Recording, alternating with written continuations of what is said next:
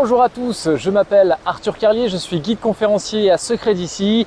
Nous nous retrouvons à Aix-en-Provence pour parler de sa fontaine incontestablement la plus connue de la ville. Cette grande fontaine que vous avez derrière moi, j'ai nommé la Rotonde. C'est une construction qui date des années 1860 et qui a été réalisée sous la gouvernance de Monsieur Tournade, qui était ingénieur des ponts et chaussées et qui va nous réaliser cette magnifique fontaine que vous avez derrière moi, devant le cours principal qui, avec un peu de modestie, j'appelle les Champs-Élysées d'Aix.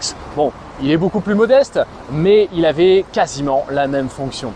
Cette fontaine, elle va vraiment marquer l'entrée de la ville au niveau de ce carrefour. Il faut imaginer avant que vous aviez des remparts qui couraient derrière, là-bas, et sur le côté, sur ma gauche. Ces remparts vont tous être détruits et démantelés au 19e siècle pour pouvoir réorganiser cette entrée. On va combler un fossé de 8 mètres de profondeur et construire la rotonde dessus. Cette rotonde, elle va donc marquer vraiment l'entrée principale de la ville d'Aix-en-Provence. Et si elle est aussi majestueuse, c'est parce que Monsieur Tournade veut que quiconque entrant à Aix-en-Provence par ici voit que cette ville est une ville riche, que c'est une ville de bourgeois, une ville de nobles, ancienne capitale de la Provence, qu'elle a donc énormément d'argent et qu'elle veut le montrer. C'est pourquoi la vasque fait 32 mètres de diamètre, que la fontaine fait 12 mètres de hauteur et on a de nombreuses décorations sur cette fontaine. On commence avec le premier bassin où vous pouvez voir des lions qui sont groupés par deux. Sur le second bassin, on voit des cygnes chevauchés par des petits anges qui jettent leurs os dans la seconde vasque. Et puis, sur le piédestal, vous pouvez remarquer ces sortes de monstres marins avec la queue entremêlée. À Aix-en-Provence, on les appelle des dauphins. Bon, pas besoin d'avoir des lunettes normalement pour voir que ça n'y ressemble pas vraiment. Ils ont des écailles, à se demander d'ailleurs si les Aixois avaient déjà vu des dauphins au 19e siècle et inversement.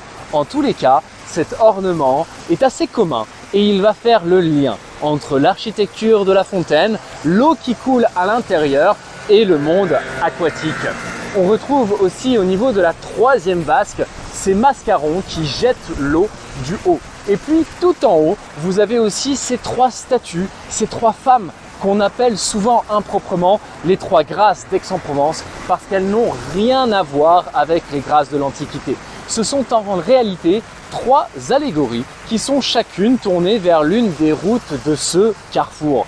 Celle que vous avez en face de nous, elle représente avec Sappho l'agriculture, le commerce et elle est tournée vers la route de Marseille parce que Marseille, c'est la ville, le port de la Provence depuis sa fondation.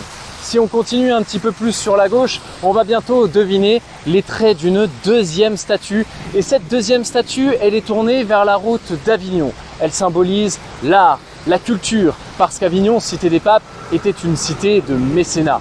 Cette statue, elle permet donc de représenter cet art spirituel et cet art culturel. Et puis la dernière, qui est un peu cachée pour l'instant, elle est tournée vers le cours Mirabeau, c'est-à-dire la plus grande avenue, enfin ici le cours de la ville d'Aix-en-Provence.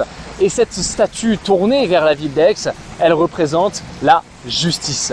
Parce qu'à Aix, il y avait le Parlement de justice de Provence, qui était un organe judiciaire très important jusqu'à la Révolution française. Aujourd'hui, ce Parlement n'existe plus, mais on a toujours son héritage, puisque Aix, alors ce sont des chiffres de 2015, mais est la deuxième cour d'appel de France derrière Paris. C'est l'une des villes les plus enclins à juger les affaires, 130 000 affaires environ en 2015. Cette rotonde, elle marque vraiment l'entrée aujourd'hui de ce cours Mirabeau. Un cours Mirabeau qui fait 440 mètres de long sur 42 mètres de large, Alors évidemment, ce n'est pas les Champs-Élysées, mais toutefois, c'est une rue qui va marquer le paysage aixois. Et cette rue, elle va être créée au XVIIe siècle par un homme dont vous connaissez sûrement le patronyme puisqu'il s'appelle Monsieur de Mazarin. Ici, on ne va pas parler de Mazarin de Paris, mais d'un membre de sa famille, et ce n'est pas du tout un hasard d'ailleurs, c'est celui qui va devenir l'archevêque de la ville et qui est frère du cardinal que vous connaissez. En réalité, au XVIIe siècle, la Provence a des petites envies d'indépendance. Alors on va envoyer des amis et de la famille sur ces trônes pour pouvoir la garder au sein du royaume de France. Et c'est l'une des raisons pour laquelle Mazarin, le frère du cardinal, va devenir l'archevêque de la ville d'Aix-en-Provence. Il va agrandir cette cité, plaisant ainsi surtout aux bourgeois et aux nobles, notamment en créant le quartier éponyme du quartier Mazarin, donc que vous avez sur la droite de ce cours Mirabeau. Cette avenue, elle sépare en fait la ville en deux, avec un côté qui va être réalisé à partir du XVIIe siècle et jusqu'au XIXe siècle, et un côté qui est l'agrandissement de cette ville médiévale. Alors, avant, ce cours Mirabeau était bordé de platanes qui dataient du XIXe siècle. Et d'ailleurs, ce cours a été décrit par un auteur que vous connaissez. Il s'appelle Émile Zola. Émile Zola, dans sa série des Rougon-Macquart, parle d'une ville qui s'appelle Plassans. Et lorsqu'il a décrit, il parle d'une ville au mur ocre avec un cours sauvert bordé de platanes. Il n'y a qu'un pas pour pouvoir reconnaître la ville d'Aix. Et si vous en doutez encore, les lieux qui sont disposés autour de Plassans sont des lieux qui existent autour d'Aix-en-Provence. Les carrières de Bibémus, les gorges des Infernés ou encore le village de Vauvenargues. À tel point qu'on pourrait se demander pourquoi, à cette époque-là, Zola va choisir de nommer cette ville Plassans. En tous les cas, il nous dit de ce cours qu'il y a deux côtés.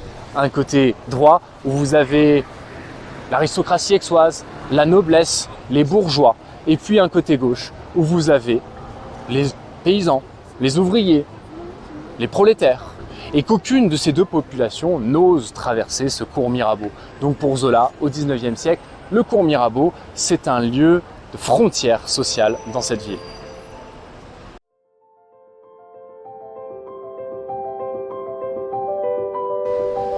Ce cours Mirabeau, vous l'aurez compris, est un lieu essentiellement de représentation sociale. Cette demande a été appuyée par les bourgeois d'Aix-en-Provence car le cours n'était pas prévu dans le projet d'aménagement de la ville. Mazarin va faire détruire les remparts et ce sont ces bourgeois qui vont appuyer sur la création d'un cours à carrosses pour y montrer ses beaux habits et ses belles parures. Et c'est pour cela que sur le cours Mirabeau, on retrouve aussi de nombreux hôtels particuliers. Et le premier est celui du duc de Villars. C'est un hôtel particulier, comme vous pouvez le voir, qui est assez immense dans ses dimensions.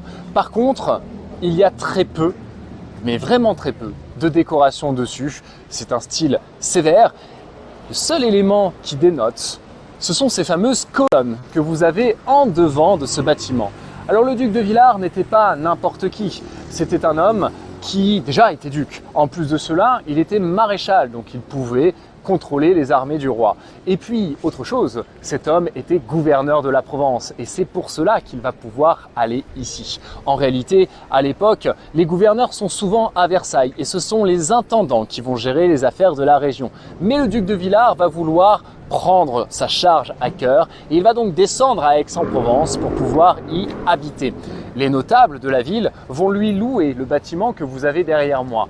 Mais le duc de Villars, lorsqu'il arrive, manque un petit peu d'autorité. Et il va asseoir cette autorité par plusieurs moyens, notamment en construisant ce balcon que vous avez juste ici. Si on le regarde de plus près, vous remarquerez que derrière les colonnes de ce balcon, il y a des pilastres, c'est-à-dire des piliers en forme de colonnes.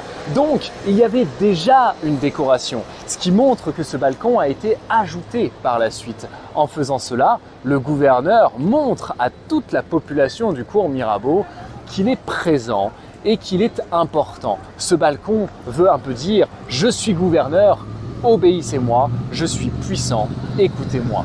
C'est un peu tout cela que le duc de Villars va montrer avec ce balcon. Alors c'était un personnage assez haut en couleur puisqu'on sait que dans sa vie privée, le duc de Villars participait à des fêtes mondaines et libertines, notamment dans ce qu'on appelle le petit Versailles d'Aix, c'est-à-dire le château du Tolonais qui était dans la campagne aixoise. Et on sait que cet homme adorait porter de très belles robes et se maquiller à profusion. Il a d'ailleurs inspiré des auteurs, notamment Casanova, que vous connaissez probablement pour ses écrits volages. Et Casanova disait du duc de Villars que chaque soir, de jeunes personnes venaient réchauffer sa vieille carcasse.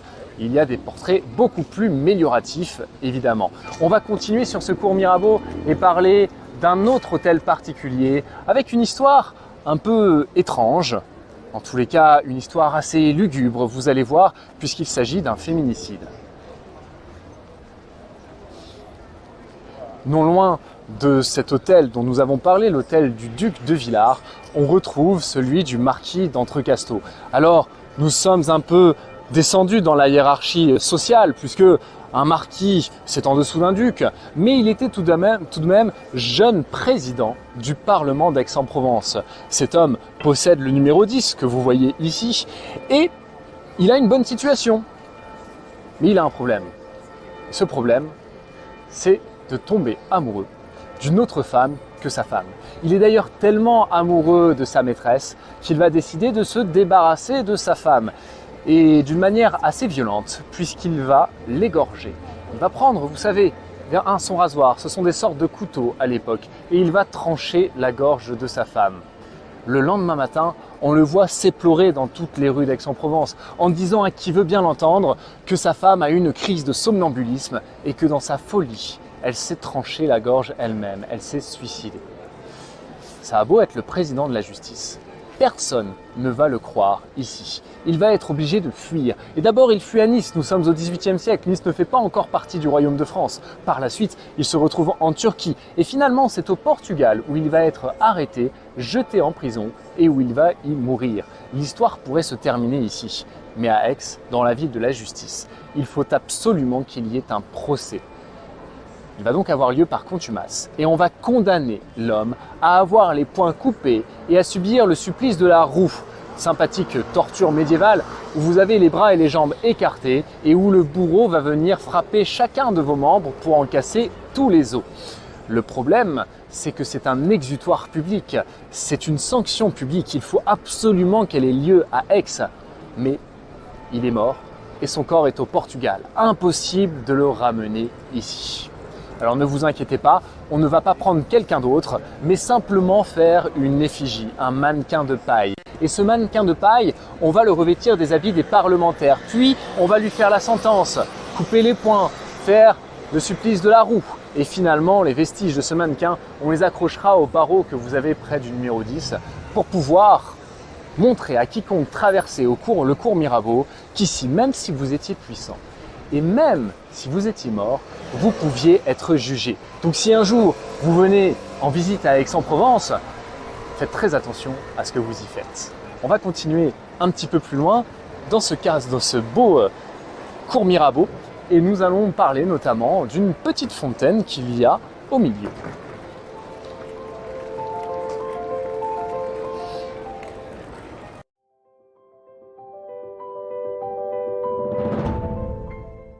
Ici, il s'agit de la fontaine des 9 canons, puisqu'il y a 9 sorties d'eau. Certaines qu'on peut encore voir, notamment sur la première console. Sur la deuxième, ça commence à devenir un peu plus compliqué. Et puis, vous avez le canon qui est jaillissant tout en haut. On voit que la margelle est assez basse, très grande, avec 2 lobes en haut et en bas. Des lobes ici qui ont été retirés finalement pour faciliter le trafic sur le cours Mirabeau. Cette fontaine des 9 canons a une histoire assez insolite, puisque avant, il y avait une autre fontaine qui était ici et qui est en réalité en dehors de la ville d'Aix-en-Provence au XVIIe siècle, puisque le mur s'arrête juste en face. Et il y avait une servitude qui régissait cette fontaine. À la faveur d'Arles, elle stipulait qu'il fallait à cet endroit précis une fontaine abreuvoir pour pouvoir désaltérer les moutons en transhumance de la plaine de la Crau et de la ville d'Arles. Lorsqu'on va créer le cours Mirabeau, il faudra donc refaire une fontaine abreuvoir à cet endroit précis pour pouvoir respecter cette servitude, même s'il n'y a probablement jamais eu et qu'il n'y aura probablement jamais de transhumance sur le cours Mirabeau. Il y a aussi une légende tenace autour de cette fontaine et ces lobes, selon cette légende, auraient été abîmés par un char qui aurait écrasé une partie de la fontaine à ce moment-là. En réalité, on avait déjà retiré les deux lobes latéraux pour pouvoir faciliter le trafic à Aix-en-Provence, mais il y a bien une petite borne piston qui était réservée à l'usage des hommes qui a complètement disparu aujourd'hui et qui a probablement été écrasée par ce fameux char. Cette fontaine, elle est assez discrète finalement par rapport à d'autres fontaines emblématiques dont on parlera ici sur le cours ou encore dans le quartier Mazarin. On va d'ailleurs se déplacer un petit peu pour pouvoir aller voir cette fameuse consoeur dont je vous ai parlé et qui commence à se dessiner juste devant nous, qui est l'une des fontaines la plus célèbre d'Aix-en-Provence. J'ai nommé la fontaine Moussu. Alors cela, c'est le surnom qu'on lui donne tous à Aix-en-Provence, mais ce n'est pas du tout son nom officiel. En réalité, cette fontaine s'appelle la fontaine des eaux chaudes et c'est l'une des dernières fontaines aixoises publiques où coule encore de l'eau thermale. Cette eau thermale est utilisée depuis des milliers d'années puisque finalement Aix est une ville thermale depuis sa fondation en 121 avant notre ère par les Romains. On va donc aller voir cette jolie fontaine Moussu où coule encore des eaux thermales, enfin eau tiède, allons-nous dire, puisque ici elle coule entre 18 et 20 degrés. En réalité, la source est assez lointaine et il y a quelques eaux fraîches qui s'y ajoutent pour pouvoir couler au niveau de cette fontaine. Fontaine Moussu qui a une forme très étrange comme vous pouvez le voir et qui est totalement naturelle. En réalité, au XVIIe siècle, on sait qu'il y a des sculptures qui vont d'ailleurs être changées parce que jugées trop moches par les habitants du cours. Elles vont être remplacées par des petits angelots et plus tard, on va avoir une fontaine jaillissante. Finalement, ces fontaines, on n'en a que très peu de photos puisque dès le XXe siècle, elles commencent à être recouvertes de ces concrétions calcaires qui forment le rocher que vous voyez actuellement sur lequel se dépose cette mousse qui lui a donné son nom. Ces concrétions calcaires viennent du dépôt de ce fameux calcaire transporté par les eaux. Et plus vous avez une eau chaude, plus le calcaire est dissous, donc il se dépose facilement. Ce n'est pas caractéristique d'une fontaine d'eau chaude, mais plus l'eau est chaude, plus ces concrétions sont importantes. Finalement, ici, la fontaine a tellement grossi que la plupart des canons sont aujourd'hui invisibles, parce que c'était une fontaine utilitaire. Et d'ailleurs, on peut voir peut-être à travers l'eau ici, des piédestaux qui sont très discrets aujourd'hui et qui permettaient de poser les seaux pour pouvoir les remplir sans avoir à les tenir. Il faut imaginer qu'ici, il y avait donc un canon d'eau qui permettait aux Aixois de recevoir cette fameuse eau. Si on continue encore un peu plus à tourner autour de cette fontaine, on verra ces autres piédestaux puisqu'il y avait un canon, une sortie d'eau à chaque point cardinal de cette fontaine. Aujourd'hui et depuis le début de l'année, nous avons la chance de pouvoir revoir un de ces fameux canons qui coule encore ici. Alors est-ce que ça a été volontaire? Ça, je ne le sais pas. En tous les cas, nous avons pu retrouver ce canon qui était caché derrière.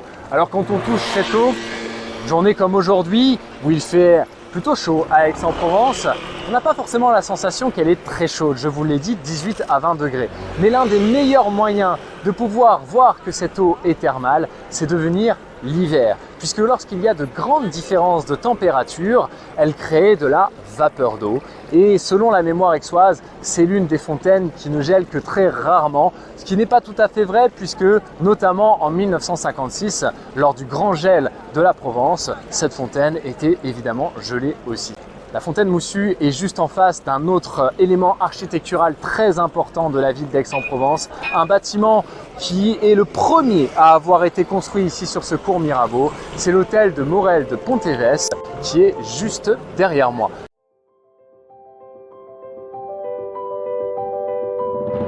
Imaginez que le cours était en terre battue, que derrière c'était un vaste terrain vague vendu pour pouvoir y construire effectivement ses maisons. Et Morel de Pontévès va s'installer ici. Vous voyez son hôtel, c'est l'un des plus décorés du cours Mirabeau avec ce balcon qui est porté par deux statues en forme d'homme qu'on appelle des Atlantes. Ces Atlantes sont très musclés. Ils ont énormément de poils, les cheveux, la barbe, sous les bras aussi. Tout ça, ça représente la virilité de ce monsieur, la façon dont finalement il s'est dressé socialement, dont il est monter socialement. Et puis regardez, vous avez aussi au niveau du pagne les poils du pubis qui dépassent. Et là, nous sommes plus sur la fertilité. Fertilité qui est un peu la malédiction de la famille, mais pas dans le sens que vous pensez, puisque cet homme a eu 18 enfants. Et la malédiction, c'est de diviser cet héritage en 18 parts, puisque malgré le droit d'aînesse, ces enfants sont nés de 3 mères différentes et donc ça a posé énormément de problèmes au niveau de cet héritage. Ce bâtiment que vous avez derrière moi est caractéristique de l'architecture aixoise avec ses décorations qui nous rappellent les architectures grecques et romaines. Vous avez notamment au rez-de-chaussée chaque fenêtre entourée d'un pilastre qui se termine par un chapiteau. Chapiteau qui est ici d'ordre dorique. Si on monte d'un étage, vous aurez le même type de pilastre, mais cette fois-ci, ils se termineront par un chapiteau ionique, rappelant les vagues de la mer Méditerranée qui était un peu le centre du monde finalement à l'époque romaine. Et tout en haut, au dernier étage, on retrouve cette fois-ci avec des chapiteaux qui sont d'ordre corinthien. On a donc ici les 3 principaux ordres architecturaux, grecs et romains, dorique, ionique et corinthien. C'est un moment où on redécouvre vraiment cette architecture et donc on s'en inspire beaucoup. Morel de Pontévès était un homme qui à la base était un simple drapier aixois. Donc il n'est même pas noble. Par contre, il a beaucoup d'ambition et justement, il veut le devenir. Il veut devenir riche mais surtout noble parce que c'est le summum de la hiérarchie sociale à l'époque. Et pour y parvenir, il va utiliser une voie un peu étrange, vous l'aurez peut-être deviné, il a eu 3 femmes, c'est-à-dire 3 mariages. La première fois, il va se marier avec la fille d'un teinturier, ce qui est bien pratique quand vous êtes drapier pour avoir de la couleur. Cette femme va mourir quelques années plus tard, si bien qu'il va pouvoir se remarier. Et comme il est un peu plus riche, un peu plus puissant, il va viser un peu plus haut, la fille d'un noble de la ville. Encore une fois, il obtient une dot importante, ce qui lui permet de s'enrichir. Et cette femme, encore une fois, quelques années plus tard, va mourir. Alors, il n'est pas responsable comme l'était tout à l'heure le monsieur Marquis d'Entrecasteaux dont nous avons parlé, mais il y a bien une histoire en rapport avec lui. Et sa dernière femme bien, lui apportera une dot encore importante. D'ailleurs, à ce moment-là, on l'appellera le Crésus de la Provence, en référence à ce roi perse qui avait énormément d'argent. Il a donc réussi et il le montre par la construction de l'hôtel particulier que vous avez derrière moi. Comment sont mortes ces femmes? Eh bien, je vous ai dit qu'il avait eu 18 enfants. Il en a eu 3 avec sa première femme, 3 avec la deuxième et toutes les 2 sont mortes en couche. Les 12 derniers enfants seront de sa dernière femme. Et c'est pour cela que ça va poser un certain problème d'héritage. Il y a un élément architectural qui est aussi très important et très amusant sur cette façade. Tout en haut à droite là-bas, vous voyez plutôt une peinture. C'est un trompe-l'œil qui a été réalisé. Aujourd'hui, on le voit mieux qu'il y a quelques années parce qu'il faut imaginer encore, dans les années 2000, un platane qui permettait de cacher plus ou moins ce trompe-l'œil. Et d'ailleurs, vous voyez que dans cette fenêtre se reflète la ramure de ce fameux platane. Aujourd'hui, comme le platane a été coupé, nous avons seulement ces érables qui n'ont pas encore poussé. Et donc, on voit bien qu'il y a un trompe-l'œil là-haut. Ces trompe-l'œil ont été réalisés lorsqu'on va taxer la plupart des ouvertures. Plus vous avez d'ouvertures, plus vous devez payer de taxes. Donc, forcément, on va trouver des solutions pour pouvoir en payer moins. L'une d'entre elles, c'est de murer certaines de ces fenêtres et de peindre des trompe-l'œil dessus pour pouvoir éviter ces taxes. Ce n'est pas la seule fenêtre fermée que vous ayez à Aix-en-Provence et notamment sur ce bâtiment, vous en avez 3 autres dans la rue du 4 septembre qui sont en grisaille, un peu moins impressionnantes, mais qui font partie aussi de cet hôtel. Alors fenêtres qui parfois étaient fermées pour pouvoir simplement avoir une symétrie à l'extérieur, mais posséder des salles où on pouvait avoir plus de facilité à y mettre des meubles. Au rez-de-chaussée de cet hôtel particulier, Morel de Pontévès avait installé son bureau, son comptoir, puisqu'il est devenu trésorier de la Provence et qu'il était un peu le banquier de tout le quartier. Il prêtait de l'argent à tout le monde et ne se faisait pas forcément rembourser en numéraire, mais parfois en meubles, en gypserie, en tapis, etc. Donc il avait établi une sorte de troc avec les habitants du quartier. Ces habitants du quartier qui ont été en fait les constructeurs même de ce quartier Mazarin dont on reparlera par la suite.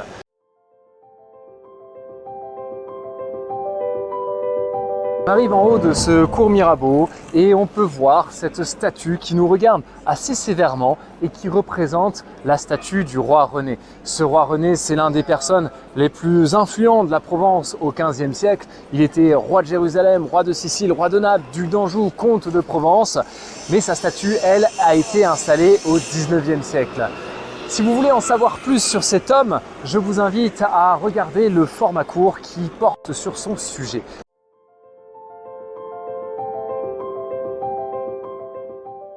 En haut du cours Mirabeau, on retrouve d'anciennes inscriptions sur ce premier étage où il est marqué « Chapellerie du cours Mirabeau, gros et détail ». C'est l'endroit où Louis-Auguste Cézanne s'était installé en tant que chapelier. Les inscriptions ne sont pas de l'époque, elles sont un peu plus tardives, mais c'est bien l'endroit. Et monsieur Louis-Auguste Cézanne est évidemment le père de l'artiste le plus connu d'Aix-en-Provence, qui est monsieur Paul Cézanne, né en 1839 et mort ici en 1906. Le père de Cézanne a d'abord été chapelier, puis par la suite il va créer une banque qui s'appellera Cézanne et Cabassol du nom de son associé. Grâce à cette banque, il va faire hériter à son fils et à sa fille une énorme somme d'argent qui le mettra à jamais à l'abri du besoin pour Cézanne. Parce que Cézanne n'a jamais vécu de son art. Il n'a pas vendu de tableaux, d'ailleurs était-ce sa volonté. C'est surtout son marchand d'art et son fils qui, à la toute fin de sa vie, vont entreprendre de vendre ces tableaux. Toujours est-il qu'ici, Cézanne était totalement incompris. On l'appelait le gribouilleur. Personne ne comprenait sa façon de peindre par touches de couleurs juxtaposées les unes aux autres. Et personne ne comprenait pourquoi il peignait des rochers, encore des rochers et toujours des rochers. Puisque Cézanne a peint 87 fois la montagne Sainte-Victoire, qui était sa véritable muse. En réalité, Cézanne peignait pour pouvoir développer ses théories sur la complémentarité de la forme et de la couleur. Il n'avait pas cette volonté de vendre finalement. En tous les cas, son père serait sûrement fier de lui aujourd'hui parce que Cézanne est très cher sur le marché de l'art. Effectivement, il est considéré comme le père de la modernité dans l'art, inspirateur du cubisme avec Picasso ou encore du fauvisme avec Matisse auprès d'autres artistes évidemment. D'ailleurs, l'une de ses toiles a détenu un record du monde en 2011. Il s'agit des joueurs de cartes qui font partie d'une série qui a été réalisée à partir d'un tableau que Cézanne avait vu au musée d'Aix, actuel musée Granet. Et ce tableau a été vendu 274 millions de dollars. À cette époque, il détient donc le record du tableau le plus cher jamais vendu sur le marché de l'art, avant d'être battu 4 ans plus tard par un Paul Gauguin vendu 300 millions de dollars. Et plus récemment, c'est un De Vinci qui a atteint la somme de 450 millions de dollars, alors que nous ne savons même pas si c'est un original ou non. Ce prix pour Cézanne s'explique par le fait qu'il est un précurseur dans l'art du XXe siècle. À côté de cette chapellerie de son père, on peut voir un petit passage ici qui se nomme le passage Hagard, du nom de son constructeur, qui était avocat et vraiment très inspiré par tous les raccourcis qu'il avait vus dans la capitale française. Il va donc décider de faire son propre passage ici. Ce passage, vous le voyez, est très réduit sur le cours Mirabeau. En réalité, il va réussir son projet, mais tout en l'échouant. Vous le voyez, nous sommes en train de passer dans un entonnoir parce qu'il n'a jamais réussi à acheter le numéro 57 du cours. Mais il a tout de même obtenu une servitude qui a permis à ce passage d'exister. Ensuite, vous le voyez, ce passage s'ouvre et il nous dirige vers le palais de justice que vous avez un petit peu plus loin. Ce passage sur le papier est toujours un passage privé. Il n'est pas public, mais dans les faits, les grilles du passage à gare ne sont plus jamais fermées parce que c'est une très belle rue dans laquelle on peut se balader.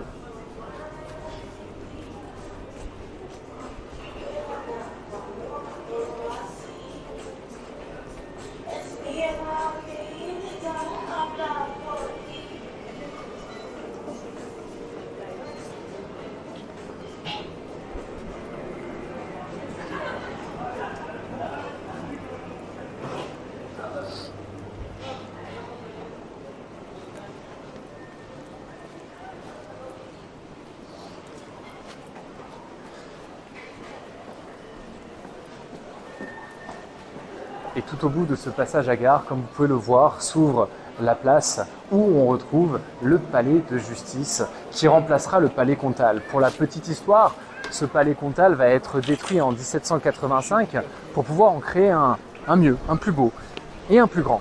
Mais 4 ans après 1785, vous imaginez bien qu'un palais des comtes, on n'en veut plus. Et finalement, au début du 19e siècle, c'est le palais de justice que vous voyez actuellement, plus la prison derrière, qui vont être construits.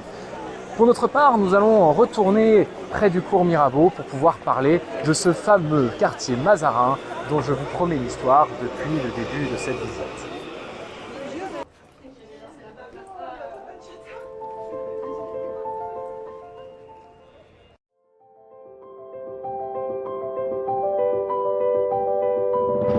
On parcourt maintenant ces rues caractéristiques de ce quartier Mazarin.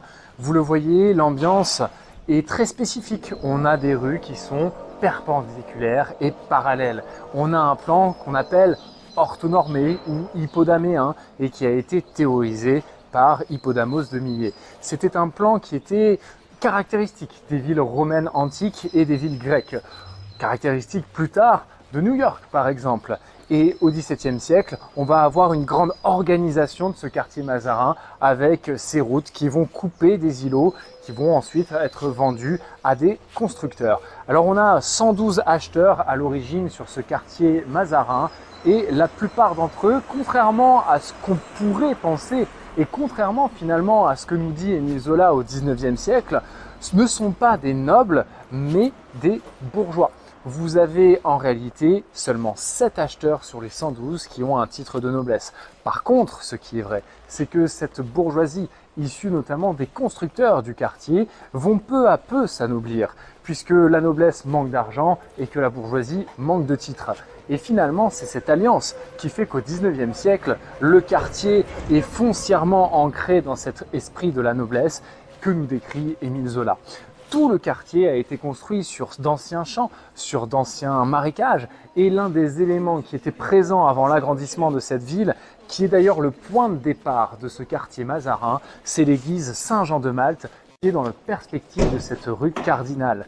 Cette église Saint-Jean-de-Malte existe, alors forcément pas sous cette forme, mais depuis le XIIe siècle et elle a évolué dans le temps. C'est, comme vous pouvez le voir, le clocher le plus haut de la ville d'Aix-en-Provence, 67 mètres de hauteur. Il dépasse même la cathédrale de 3 petits mètres. Mais si vous voyez un panoramique de la ville d'Aix-en-Provence, eh bien on a l'impression que c'est la cathédrale qui est plus haute. Ce n'est pas du tout un hasard, elle est construite sur une colline, donc finalement elle triche un peu.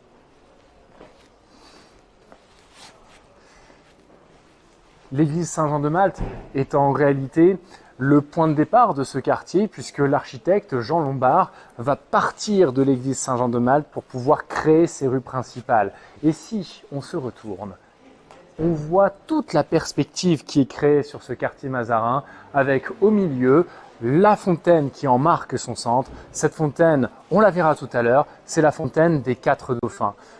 Bon, vous le savez maintenant, à Aix, il y a beaucoup de fontaines et évidemment, devant cette église Saint-Jean-de-Malte, on en retrouve une autre qui était un ancien abreuvoir et qui a été déplacée puisqu'avant elle était derrière l'église au niveau de la petite porte Saint-Jean.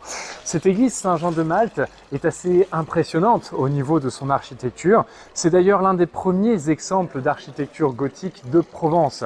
C'est pour ça qu'on a une petite hésitation, des éléments qui sont un peu différents, notamment le clocher qui fait plus roman avec son architecture massive, mais au niveau du portail, cette fois-ci, il n'est pas à douter que vous avez de l'architecture gothique avec ses décorations et ses arabesques. On voit aussi une dichromie entre les murs ocre de cette cathédrale, son soubassement et son portique.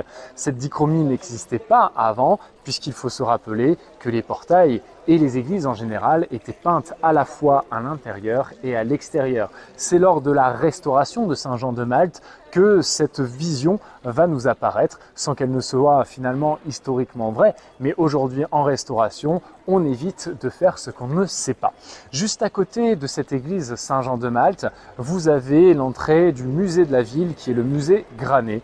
Et c'est dans ce musée, actuellement, qu'on peut retrouver un peu plus d'une dizaine d'œuvres de Cézanne qui sont exposées. Ces œuvres ne sont forcément pas les œuvres majeures puisque, tout simplement, les premiers à avoir acheté les œuvres de Cézanne sont surtout des anglophones, américains, anglais. Et les grandes baigneuses, par exemple, vous ne les retrouverez pas forcément qu'en France, mais surtout au MoMA de New York, par exemple, à Philadelphie ou encore à Chicago. Finalement, ici, l'intérêt de la salle Cézanne, c'est de voir le cheminement artistique de l'artiste et comment il en est arrivé à peindre de cette façon par touche de couleur. Sur les 10 toiles, par contre, vous en avez seulement 2 qui appartiennent au musée, dont l'un qui est le seul achat que la ville ait fait. C'est un petit portrait d'Émile Zola, son meilleur ami, qu'il a fait lorsqu'il avait une vingtaine d'années, lorsqu'il était à Paris et que son ami lui avait commandé. On va repartir donc nous vers la fontaine des 4 Dauphins, puisque c'est l'une des plus magnifiques d'Aix-en-Provence, une des fontaines qui marque vraiment l'esprit de la ville, et c'est l'une des premières fontaines décoratives de cette ville d'ailleurs.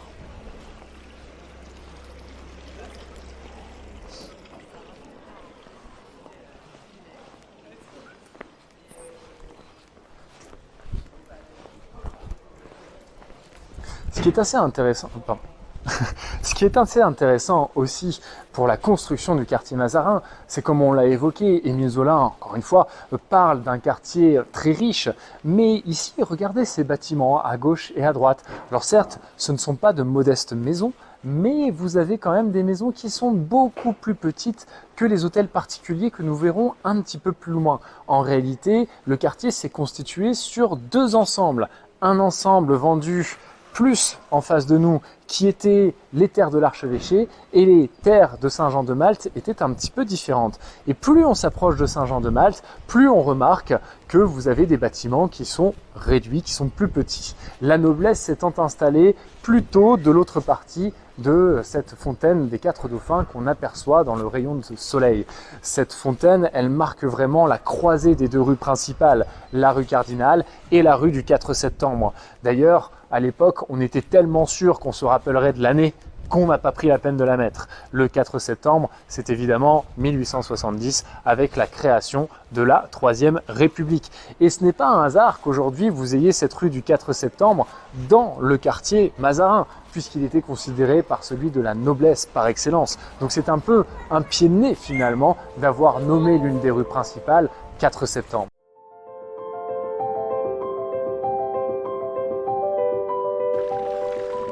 La voici, cette fameuse fontaine des 4 Dauphins, où vous pouvez voir encore ces créatures marines avec des écailles. Leurs yeux sont en forme de coquillage aussi. On voit leurs dents. Et le plus important finalement dans ces sculptures est le mouvement de la queue par cette ondulation que vous pouvez voir. Cette fontaine, je vous le disais, c'est l'une des premières fontaines décoratives de la ville d'Aix-en-Provence. Elle date du XVIIe siècle et elle va être installée ici pour pouvoir marquer le centre de ce quartier. En réalité, à Aix, avant, la fontaine était surtout utilitaire et elle était adossée au mur des bâtiments pour pouvoir éviter de gêner le trafic. La volonté est tout autre ici, c'est de mettre cette fontaine comme point de représentation de cette place. Cette fontaine est certes décorative, mais encore une fois, elle est utilitaire. On voit en dessous de chaque jet d'eau des barres de fer qui permettaient de poser les seaux pour pouvoir les remplir sans avoir à les tenir. La fontaine est d'ailleurs un véritable signe de richesse. C'est l'eau qui vient à vous et non pas vous qui devez la tirer dans un puits. Donc c'est un symbole, plus vous avez de fontaines dans une ville, plus cela veut dire que la ville est riche. Il faut se rappeler que la fontaine est un élément essentiel d'une ville jusqu'à la première moitié du XXe siècle, puisqu'on n'avait pas forcément l'eau courante dans toutes les maisons.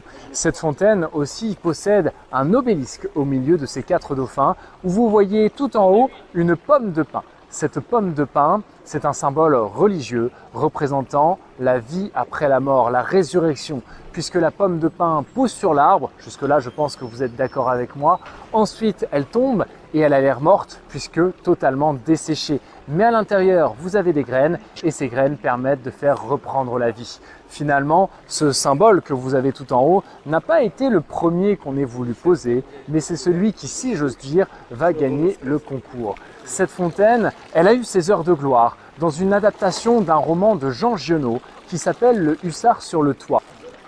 La plupart du roman se passe à Manosque, mais les toutes premières scènes sont tournées à Aix-en-Provence et notamment sur cette place où vous avez une fête qui est donnée.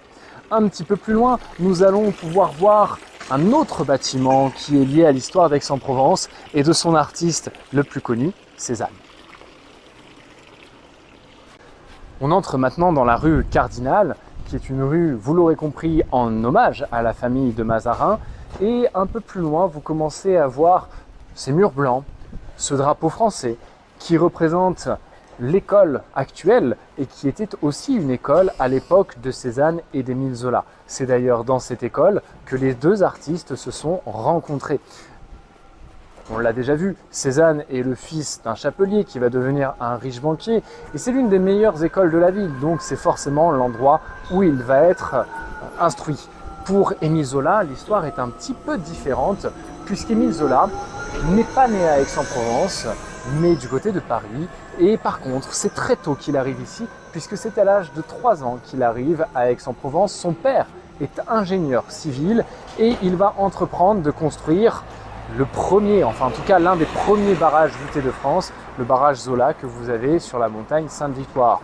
Malheureusement, il décédera très rapidement après être arrivé et Zola ainsi que sa mère se retrouveront dans une situation de plus en plus précaire jusqu'à ce qu'il quitte la ville à ses 20 ans.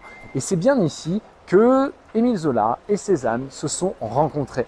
Alors, ça ne va pas être de tout repos pour Émile Zola qui débarque dans un monde qui ne le respecte pas, notamment puisque personne n'est autorisé à parler à Émile Zola. Il y a une sorte d'omerta et il est assez isolé. Mais, comme vous pouvez l'imaginer, un petit Provençal va se prendre d'amitié pour lui. Et ce petit Provençal, c'est Cézanne qui va l'aider lors d'une rixe. Et finalement, le lendemain matin, Émile Zola offrira à notre artiste un panier de pommes. Et si vous connaissez les natures mortes de Cézanne, vous savez que la pomme est un élément essentiel dans son œuvre. D'ailleurs, il le dira, ça représente plus ou moins son amitié avec l'écrivain, même si ça représente aussi d'autres choses dont nous parlerons sûrement dans une autre vidéo. Pour l'instant, on va aller un petit peu plus haut dans cette rue pour pouvoir parler d'un des hôtels particuliers les plus importants de la ville et surtout l'un des mieux restaurés. Regardez aussi cette rue. Vous avez toujours la même disposition. D'abord les jardins, ensuite l'hôtel particulier, puis la façade principale. On est dans une partie du quartier où vous avez exactement la même organisation pour tous ces hôtels, c'est-à-dire d'abord la façade au nord, ensuite le jardin, puis les dépendances. Et ça se répète, comme vous pouvez le voir, tout au long de ces îlots qui sont découpés par les rues que nous traversons. Un hôtel particulier par contre qui ne respecte pas cette règle est celui dont on va parler un petit peu plus loin, l'hôtel de Caumont. Cet hôtel de Caumont a été construit au XVIIIe siècle, il a pris énormément de temps, plus d'une dizaine d'années pour être construit et vous commencez à en apercevoir le mur à côté qui cache la cour intérieure. Cet hôtel de Caumont, c'est un hôtel qui a été influencé par les hôtels parisiens. Vous allez le voir avec sa cour à carrosses à l'intérieur, sa très belle façade que vous allez bientôt découvrir à travers cette entrée.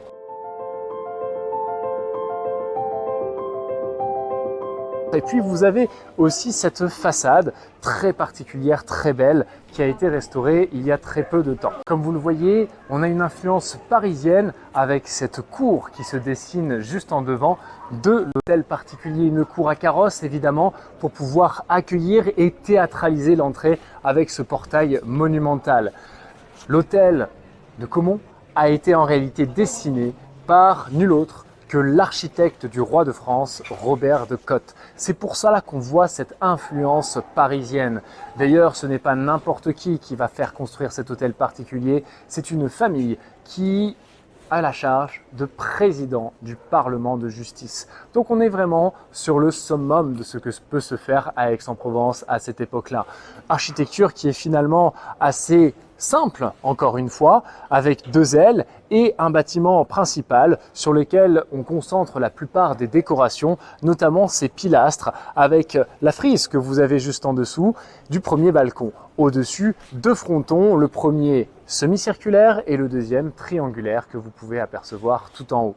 Cet hôtel de Caumont va par la suite servir de conservatoire à la ville d'Aix-en-Provence, d'école de musique, et il sera ensuite racheté par Culture Espace qui sera en charge de le restaurer et de nous donner à nouveau la beauté de ce bâtiment tel que vous pouvez l'apercevoir aujourd'hui. C'est un centre d'art où il y a souvent des expositions assez intéressantes. On va continuer et parler d'une autre histoire qui est très amusante pour ma part et qui a donné aussi le nom au cours Mirabeau. Enfin, vous allez voir, en fait, je vais parler de Mirabeau. On va avoir son côté légendaire, mais aussi son côté un peu moins connu à Aix-en-Provence.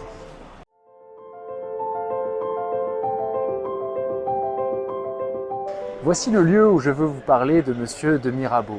On est devant l'hôtel particulier du marquis de Marignane. Vous allez me dire, mais quel rapport avec Mirabeau?